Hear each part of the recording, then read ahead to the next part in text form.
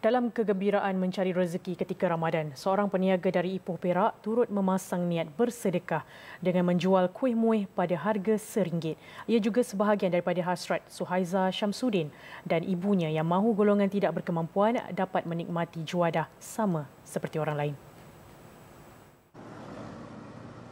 Pernah merasai hidup susah sebelum ini, Suhaiza amat memahami bagaimana peritnya perasaan apabila tidak dapat membeli juadah yang diinginkan ketika berbuka.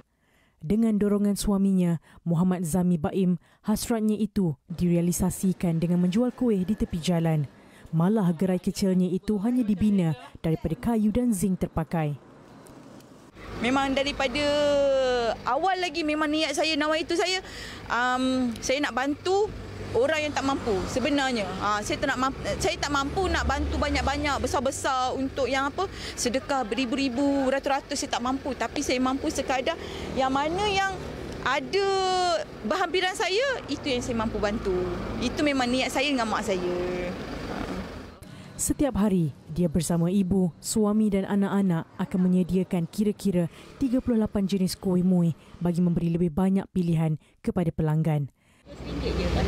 Sangat membantulah, lagipun banyak kat bazar-bazar sekarang ni pun barang semua mahal kan. So diorang buat jual murah macam ni kira okey lah, dapat sikit lah macam bantu tu yang mana golongan yang tak berkemampuan okey lah. Okey, sebenarnya kita beli kuih kalau kita zaman kecil dulu 20 sen satu. Jadi kita boleh pilih apa yang kita suka. Jadi sekarang ni kebanyakan yang menjual, saya tengok macam dipaksa.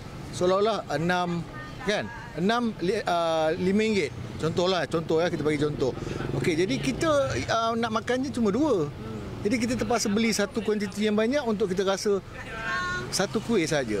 Kalau buat macam ni bagus sebab kita boleh rasa macam-macam je ni. Antara kuih muih yang dijual di gerai yang terletak di Pengkalan Pego itu ialah ketayap, sagu gula Melaka, lopes, cara berlauk, kari pap serta aneka puding.